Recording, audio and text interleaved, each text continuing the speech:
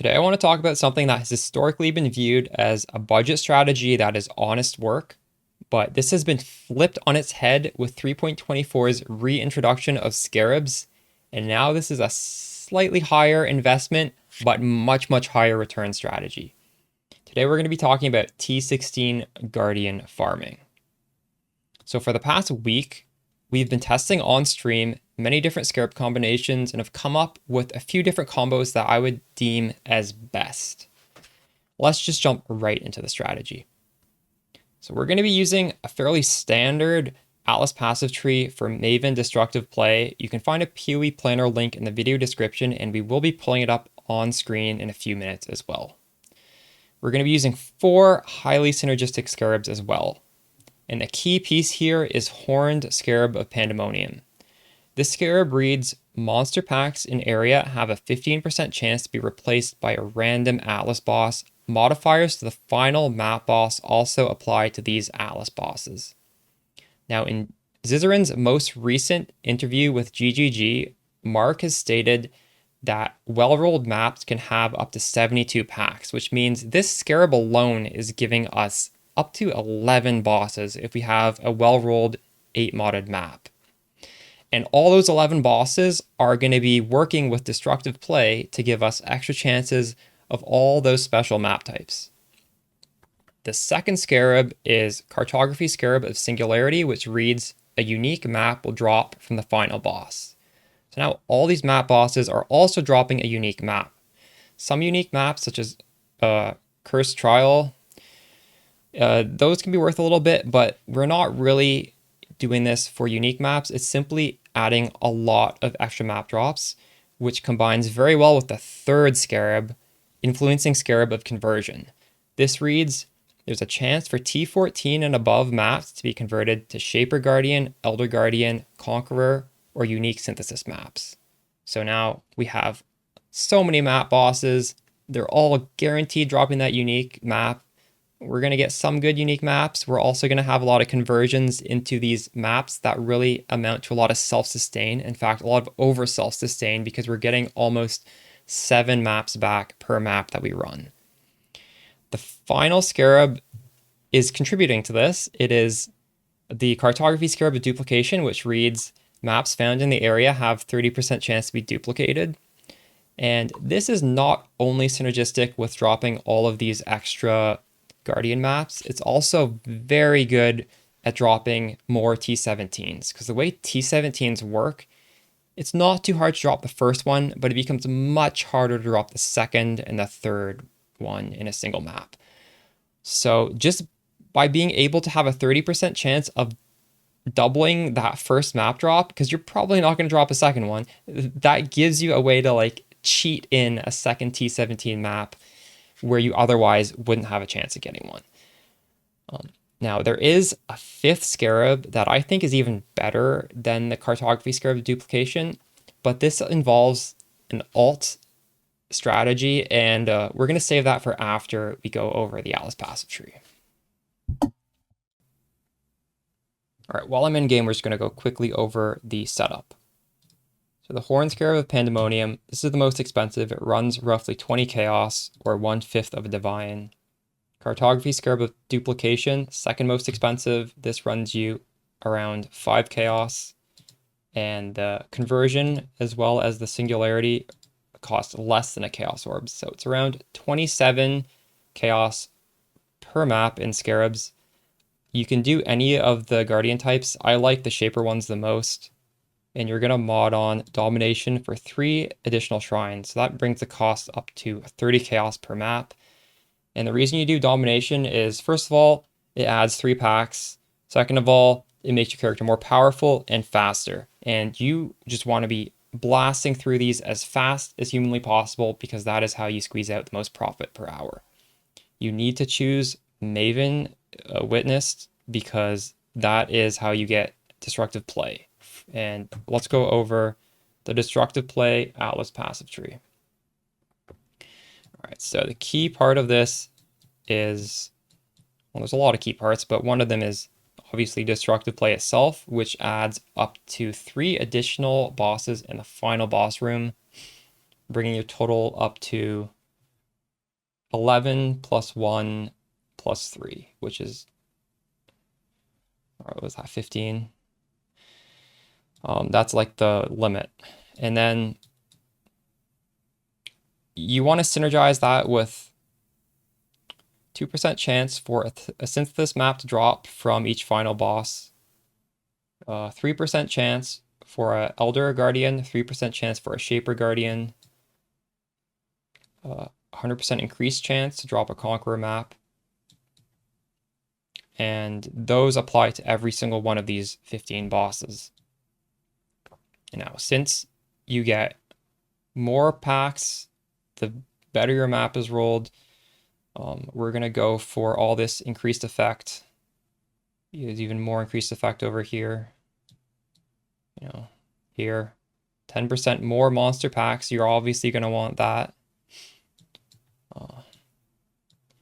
Now, I am blocking some mechanics. The reason for this is we are looking for scarabs as well. There are some scarabs that drop, and we're just blocking some of the bad scarabs. Also, you never want to do league mechanics anyways, so it is nice to block those out.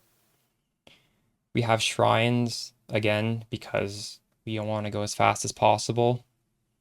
And we're taking all these shaping nodes. So, for those unaware, there is something that exists called map equity. Because even when you have all 4 watchstones in, you're not only dropping T16 maps. The watchstones just stop lower maps from dropping. And the way that works is, let's say you drop a T15 map, and then you drop 2 more T15 maps. Map equity is going to 3-to-1 those into a T16, similar to how you can vendor 3-to-1 to go up 1 tier. That also works for like T1 all the way up to T14. It's just constantly like vendoring these in the background until you get up to T16, then a T16 drops, and you can possibly, well, hopefully with this strategy, it'll roll into one of these Guardian maps because it'll be from a boss. As for your map choice, if you're doing Shaper, these are all T16 guaranteed, so that's fine. If you're doing Elder, I personally would only run the T16s. You'll have a better chance of getting T17s that way. And then for the these ones, the Conqueror maps, again, you make sure you pick out the T16s. At least that's my advice. And for you could do, I don't do these. I would not, I would just sell these. Okay, so I want to get into that secret 5th overpowered scarab, but we're gonna have to segue into it by going through our profits first. So on stream we ran over 100 maps. We stopped to write down the loot from every single one. And it became very apparent what the best options for scarabs were because they were so much better than the other ones. So the one we've talked about so far is Pandemonium with Duplication Scarab. We ran 26 with this particular configuration, and we dropped 27 T17 maps. You're getting roughly 1 per map. We also dropped 169 sustain maps, or 6.5 per map, and I consider a sustain to be either a Shaper, Elder, Conqueror, or Synthesis map. Unfortunately, you don't perfectly sustain Shaper maps, which is my favorite map type. We dropped 16 out of 26 maps, so occasionally you will have to run your Elder or Conqueror maps to keep the strategy up. Every 4 maps, you are going to do a Maven invitation. I started off by trying to roll these well, you know, chaos spamming or even exalting until there's 6 modifiers. And then I realized I think the best way to do this is simply alloc it, throw it in, do it as fast as you can. Because you get roughly 5 splinters no matter what. 10 splinters gives you a full writ, which is worth a little bit under a divine. You will occasionally get some of these sustain maps. We dropped 14 out of 22. And it's not too consistent, but we actually dropped more conflicts. I think we dropped 2 more, but I just stopped writing these down because this wasn't very fun to write this down. These are not consistent. And we move on to the last page where I just talk about the different options, some of the different stuff we were trying. And I guess here you can see the 5th scarab because it's right here, the alt tech for 8 mod conqueror maps. You swap duplication for cartography scarab that gives you 8 modifiers and corrupts all your maps. So let's talk about the reasoning why this is probably better than the main strat I talked about. So first off, just conceptually, 8 modifier maps are really good for the Pandemonium strat. All of our shaper maps, all of our special maps, they're all dropping with 8 modifiers, and Pandemonium gives you better loot if you're running really juiced 8 mod maps. So this just makes all of your maps have better juice. And it's not just this, there is an even better synergy, which is the fact that there is a particular niche demand in the market for Jungle Valley 8 mod maps. And the way people find 8 mod maps is unID'd and corrupted, because the only way to drop them unidentified and corrupted is through this Scarab. So this basically guarantees it's 8 mod map. As you can see, these I find sell in bulk for 3 divines if you're greedy, or for 2 divines. You know, you can scroll down. There's a few like kind of mispriced up here, but they very quickly go down to 2 and even 3 divines. And these people aren't even bulk selling. These are just single sales. There are 6-man party magic find groups which will want these maps. Obviously, I can't put this as the main strategy here, because if all of you guys do this, we're going to drop so many of these and there's not enough like 6-man parties to even buy them all. But this is more just a demonstration of how you can be creative and use some thinking outside the box to, you know, change up a strategy a little bit and make a lot of extra currency. So right now there are not a lot of these for sale, and I guarantee you if you just put them in a public tab and you put a price on it, someone's going to have this search filter, which is, you know, map contains any citadel, T16, corrupted, unID'd, needs to be Jungle Valley, because this is what people want right now. And let's look at because we wrote down the draws for this. All right. Now, we don't have the duplication node, so we're going to obviously have less T17s and less sustain. And that's true by looking at the numbers. We're only dropping 5.15 maps in oversustain. And for shaper maps, we actually dropped 21 shaper maps. And this is, how many maps is this? 20. We actually oversustained. This is just RNG though. Like, I don't know why we dropped so many shaper maps, because we dropped 8 right here. But for T17 maps, we only dropped half T17 per one, because I guess we're not duplicating it. Yeah, we didn't duplicate a single one. So that's a downside. Thankfully, there's the upside of these maps, these Jungle Valley maps. We dropped on average half of a Jungle Valley per map, which it has to be Conqueror, by the way. It cannot be Elder. People only want the Conqueror Jungle Valleys. So that would be, you know, 1 div to 1.5 divs of extra profit per map. And it doesn't stop there, because you're also dropping a lot of regular 8 mod Jungle Valleys. We dropped 21 of these, and so roughly 1 per map. I'm personally not going to sell mine. These, I don't know, these are a little bit hard to sell. But if you sell them to somebody with a regex, you could possibly get like 1 divine for 2 of them if it's just like a super specific regex. I think the ratio's 8 maps for 1 divine if it's just like a normal regex, or if it's no regex at all, it's 12 of these maps for a divine. That's a little bit extra profit there. I personally would not bother selling that though, but something to look out for. All right. I guess to wrap this up, we can go over these failure strats, as you could say. So one of them involves the terror scarab, which is the domination scarab, which gives you map bosses per shrine. Now, just the way packs work in the map, you get so much packs that Pandemonium superior.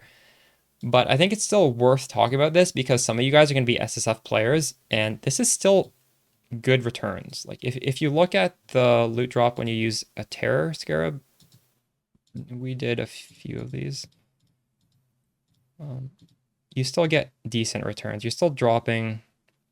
Here we drop 4, and then we did a slightly juicier strat. We dropped 4.4. So you're still over sustaining by doing terror. So there is a place where you would use terror. And keep in mind, terror does not scale with the pack size on the map. So you could scour your maps, or you just save your really badly rolled maps for using terror.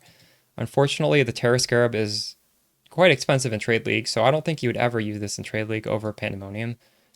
We also tried a very budget strat, which is just 4 Chaos Orbs with the 8 mod Corrupted map.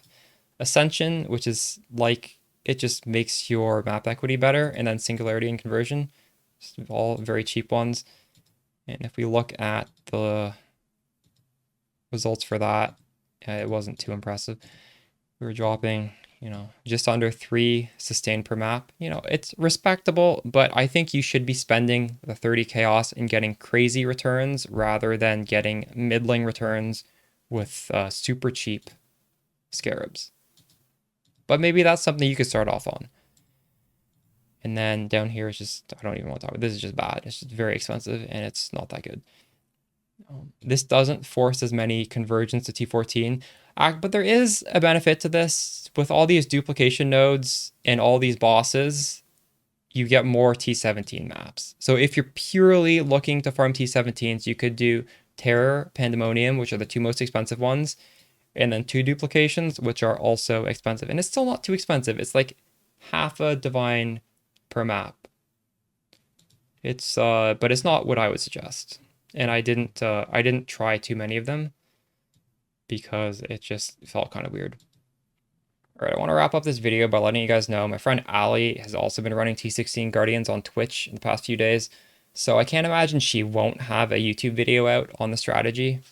And I generally go pretty surface level in terms of the profits, whereas she deep dives that. So it's probably going to be useful to have a second view at a similar strategy. And also, if you like the look of the Spark build you're watching, I do have a League Start playlist called Widowhill Spark, which holds your hand from absolutely 0 investment all the way up until you have a Mage Blood with like 50 Divines invested. And do note that all my farming strategies I put out, they're always going to be good for Spark because I am somewhat catering to my audience, which is a Spark audience. Not to say they're not good for other builds, like they're going to be good for any mapping build, but Spark is a pretty good mapper, and I do try and lean into that. And if you do want to play Spark as a second build, I do have a video guide on the actual character you're watching, which is Archmage Spark. It's pretty high investment. It needs a Mage Blood, but it's also pretty easy to put together because it's almost entirely made up of uniques. So that's something to look out for.